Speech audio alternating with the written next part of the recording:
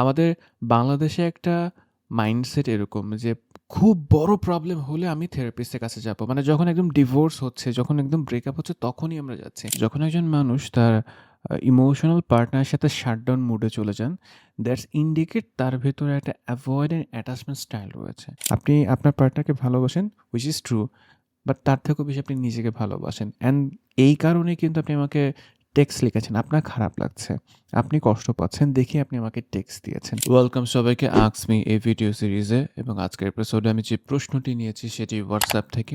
And হোয়াটসঅ্যাপে আমাকে যা, যা লেখা হয়েছে সেই কথাগুলোকে সামারি করে আপনার সাথে শেয়ার করছি। অ্যাট দ্য সেম টাইম পাশের স্ক্রিনশটটিও শেয়ার করবো এবং ডেসক্রিপশন বক্সে সম্পূর্ণ কোয়েশ্চেন দেওয়া থাকবে। আপনি চাইলে পড়ে দেখতে পারেন। ইউনিভার্সিটি পড়ুয়া একজন ফিমেল স্টুডেন্ট আমাকে লিখেছেন তাদের ১ বছরের রিলেশনশিপ এবং তিনি লিখেছেন তিনি তার পার্টনারকে অন্ধের মতো ভালোবাসেন। তো তার পার্টনার তাকে যা বলতো, যেভাবে বলতো তিনি আসলে সেভাবেই করার চেষ্টা করতেন বা করতেন। ইউনিভার্সিটির সবাই তাকে ভালো ছেলে হিসেবে জানতো এবং তিনিও তার মাঝে কোনো খারাপ কিছু দেখতে পাননি। ১ম দিকে সব ঠিকঠাকই চলছিল, কেয়ার করতো, ভালোবাসতো। বাট একটা সার্টেন পিরিয়ড পর তাদের মধ্যে ঝামেলা শুরু হয়।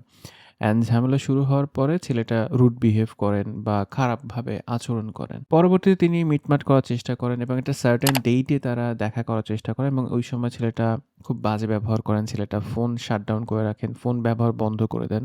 সো মেয়েটা প্রচণ্ড অস্থির হয়ে যান। যিনি আমাকে লিখছেন তিনি মূলত একজন মেয়ে।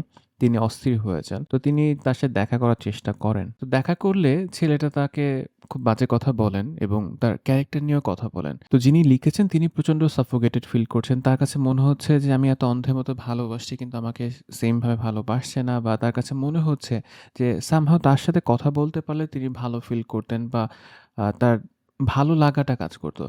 ঠিক এই অবস্থায় একজন পার্টনারের কি করা আছে? আপনি ছেলে হন বা মেয়ে হন, আপনি বয়ফ্রেন্ড বা গার্লফ্রেন্ড, হাসব্যান্ড বা ওয়াইফ, আপনার পার্টনার আপনার সাথে রুড বিহেভ করছেন, কিছু হলেই ফোন বন্ধ রাখছেন, আপনার ক্যারেক্টার নিয়ে কথা বলছেন। এই সিচুয়েশনে আপনার আসলে কি করা আছে? আজকের এই ভিডিও দেখলে কিছুটা ইনসাইট খুঁজে পাবেন।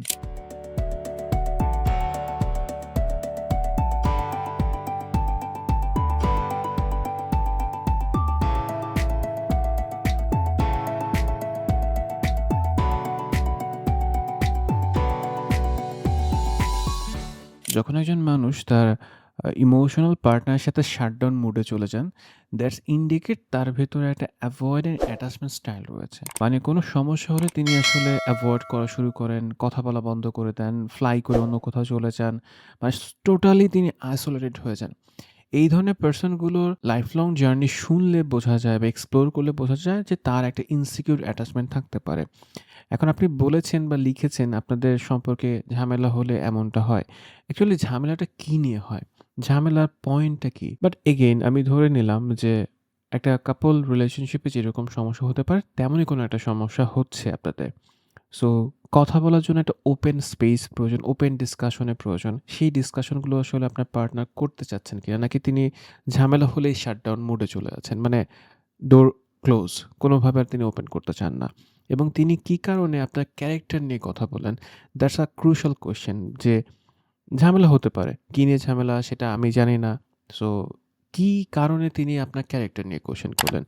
আমরা যখন কোনো বিষয় নিয়ে কনফিউজ থাকি, ডাউট ফিল করি, আমরা কিন্তু তখন সাবকন্সিয়াসলি ওই বিষয়গুলো নিয়ে চিন্তা করতে থাকি। সো আপনার পার্টনার যখন আপনার ক্যারেক্টার নিয়ে কোয়েশ্চেন করছেন, সামহাউ তার ভেতরে এই সন্দেহটা থাকতে পারে অর তিনি তার নিজের ক্যারেক্টার নিয়ে ডাউটফুল থাকতে পারেন। It's my hypothesis. আমি বলছি না যে আপনাদের দুজনের ক্যারেক্টার কোনো সমস্যা আছে। বাট তার মাথায় এই চিন্তা আসতে পারে এবং আসার চান্সেস অনেক বেশি। সেকেন্ডলি আমি অ্যাজ এ থেরাপিস্ট মনে করি যেকোনো রিলেশনশিপ হলো একটা ইনভেস্টমেন্ট। আপনি কাউকে ভালোবাসা মিন্স আপনি আপনার সকল সুখ শান্তি তার উপর ডিপেন্ডেন্ট হয়ে যাচ্ছেন। আপনি কখন কষ্ট পাবেন, কখন ভালো থাকবেন, কখন হ্যাপি হবেন, it's depending on him or her. So এই ক্ষেত্রে অন্ধের মতো ভালোবাসাকে আমি কখনোই গ্লোরিফাই করি না, প্রায়োরিটাইজ দেই না। আমি মনে করি ভালোবাসাকে 50-50 রাখা উচিত। ইটস নট আপনি তাকে 50% ভালোবাসবেন এবং তিনি আপনাকে 50% ভালোবাসবেন। আমি এটাকে এভাবে বলি, আপনি তাকে ভালোবাসেন, ফাইন। বাট নিজের জন্য কিছু ভালোবাসা রেখে দেন যে আপনি নিজেকে ভালো রাখার জন্য কিছু করতে পারেন। সেটা হতে পারে আপনার কোনো হবিস, সেটা হতে পারে আপনার কোনো পছন্দের কাজ, সেটা হতে পারে এনিথিং। মানে এমন কিছু রাখা উচিত 50% পোর্শনে যেটা আপনাকে ভালো ফিল দিতে পারে।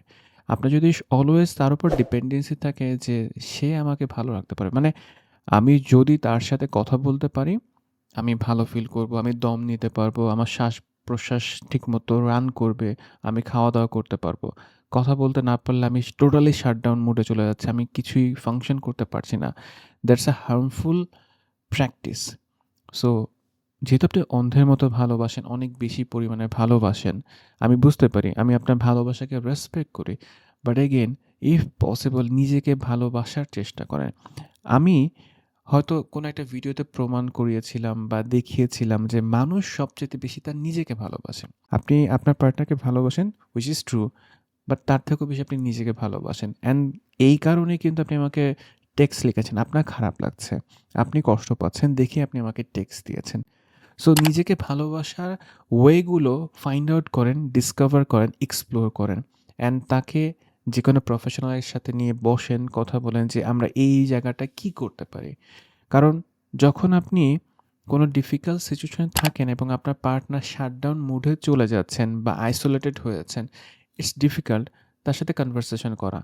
সো যখন সম্পর্ক ভালো থাকে, যখন আপনার একটা স্মুথ রিলেশনশিপে থাকেন, একটা নির্দিষ্ট হারমোনিতে থাকেন, ওই সময়টাতে প্রফেশনাল হেল্প নেওয়ার চেষ্টা করেন। আমাদের বাংলাদেশে একটা মাইন্ডসেট এরকম যে খুব বড় প্রবলেম হলে আমি থেরাপিস্টের কাছে যাবো। মানে যখন একদম ডিভোর্স হচ্ছে, যখন একদম ব্রেকআপ হচ্ছে তখনই আমরা যাচ্ছি। But it's kind of A nurturing. আপনাকে অলওয়েজ নার্চার করতে হবে। আপনি যদি প্রতিদিন নিজের রিলেশনশিপে টেক কেয়ার না করেন, আপনি যদি প্রতিদিন নিজেকে নিয়ে টেক কেয়ার না করেন, দেন এটা বেশি লং টাইম সাস্টেইন করতে পারবে না। আপনার সবকিছুই নার্চার প্রয়োজন আছে। সো আপনার পার্টনার যখন কমফোর্টেবল থাকবেন, যখন তিনি মোটামুটি স্টেবল আছেন, তখন তাকে নিয়ে আপনি প্রফেশনাল হেল্প নিবেন। বাট এই মুহূর্তে চেষ্টা করেন তাকে বোঝার, তিনি আসলে কী কারণে কষ্ট পাচ্ছেন, তাকে বোঝার চেষ্টা করেন। আপনার কষ্টটা যেমন important, at the same time তার কষ্টটাকেও অ্যাকনলেজ করেন। তার যে খারাপ লাগাটা সেটাকেও অ্যাকনলেজ করেন। হোপসো আপনি কিছু আইডিয়া খুঁজে পাবেন, কিছু ইনসাইট খুঁজে পাবেন অ্যান্ড মোস্ট ইম্পর্টেন্টলি নিজেকে আগে ভালোবাসার চেষ্টা করেন। নিজেকে ভালোবাসা মানে ফেসবুকে ফটো শেয়ার করা, ইনস্টাতে ফটো শেয়ার করা বা মেকআপ করা এমন কিছু না। নিজেকে ভালোবাসা সবারই একটা ইউনিক ওয়ে আছে। আপনার মতো করে আপনি নিজেকে আগে ভালোবাসেন, নিজের সেলফ কেয়ারটা করেন অ্যান্ড তাকে 50% ভালোবাসেন, 50% ভালোবাসা নিজের জন্য রেখে দেন যে ইটস অনলি ফর মি। এই জায়গাটায় অন্য কোনো মানুষের কোনো অধিকার নেই, কোনো এক্সেস নেই। এটা শুধু আমার এবং কেবলমাত্র আমারই।